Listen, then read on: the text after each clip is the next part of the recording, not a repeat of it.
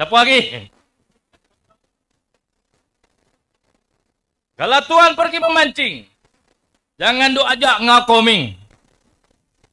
Kalau tuan tak mau kena kencing, jangan undi menteri. Depan Melayu cakap lain, depan Cina cakap lain.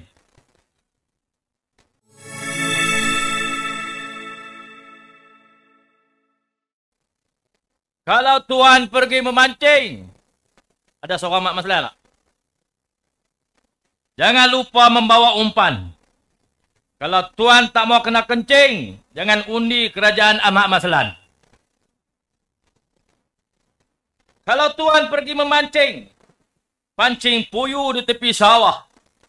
Kalau tuan tak mau kena kencing, jangan undi parti orang langgar sumpah. Kalau tuan pergi memancing, dapat haruan gulai dengan kebung. Kalau tuan tak mau kena kencing, jangan undi puak buka mulut, bohong. Buka mulut, bohong. Kalau tuan pergi memancing, mari memancing ikan kerapu. Kalau tuan tak mau kena kencing, jangan undi kononnya ada formula tapi merapu. Kalau tuan pergi memancing, sorang-sorang kita tok. Pesisir pantai, laut terbuka. Kalau tuan tak mau kena kencing, jangan undi parti dalamnya banyak pokok.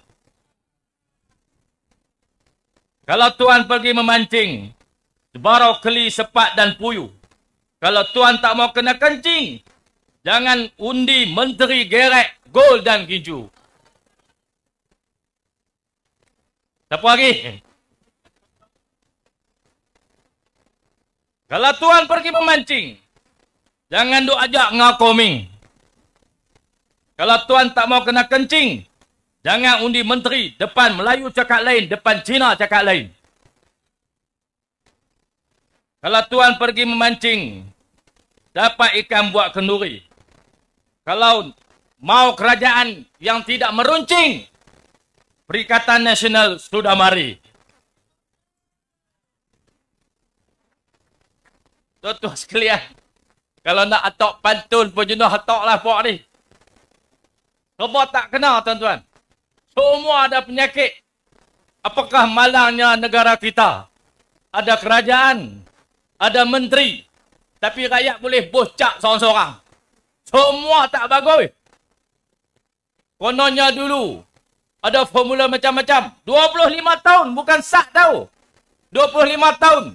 Kalau budak tu beranak sampai menikah, dia duk muhung 25 tahun. Jadi kerajaan tak sampai 2 tahun, jahanam. Betul tak? Mujur Tuhan tunjuk kat kita bagi jadi dia kerajaan sah, boleh kita tahu. Kalau tidak 50 tahun dia kecoh kita. Kalau umur panjang lah. Tuan-tuan sekalian, ni PRK. Kita nak pilih wakil rakyat. Wakil rakyat ni akan membentuk kepimpinan. Tapi wakil rakyat tertakluk kepada keputusan parti dan blok yang dia wakili.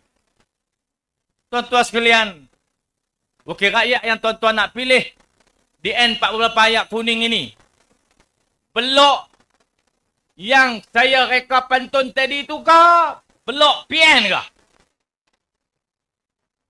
Tuan-tuan dah nampak dah terang-terang.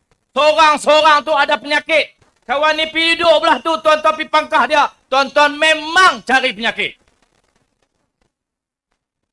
Tahu dah tahun tu tak boleh pergi, tuan-tuan gagah nak pergi buat apa?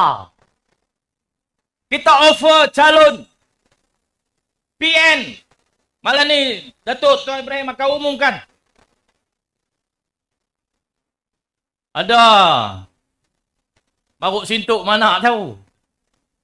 Dia kata, kalau berani tampilkan calon muda. Lepas umum 2-3 hari lepas ni, tak muda pun. Saya muda lagi. Saya baru 51. Tua dia tu pada saya. Hampa cabak aku sangat, hampa dapat rontok pada muka.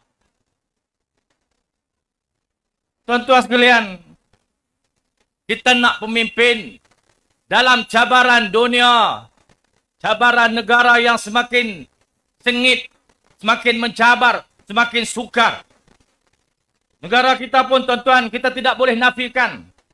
Kesukaran semakin hari semakin banyak. Cabaran antarabangsa, dasar-dasar baru Amerika, dasar-dasar baru kosong-kosong besar, sudah tentu akan memberi kesan kepada kita. Keadaan semasa, tuntutan kaum-kaum yang mendiami negara ini pun semakin hari semakin banyak. Kegagalan integrasi sejak merdeka, kita pilih bentuk negara yang kita pilih macam ini. Maka tiap-tiap pemimpin, tiap-tiap blok pakatan yang membentuk kerajaan mesti bersedia untuk menghadapi semua cabaran ini. Tuan-tuan sekalian, Malaysia perlu kepada pemimpin yang jujur. Ini basic sekali tuan-tuan. Nak cari pemimpin, nak memimpin negara ini, nak membawa negara ini ke depan, nak menghadapi cabaran-cabaran yang kita hadapi di kalangan rakyat, berbilang kaum, berbilang bangsa, berbilang agama. Kita kena ada pemimpin. Pertama, dia mesti jujur. Dia cakap tak boleh bohong.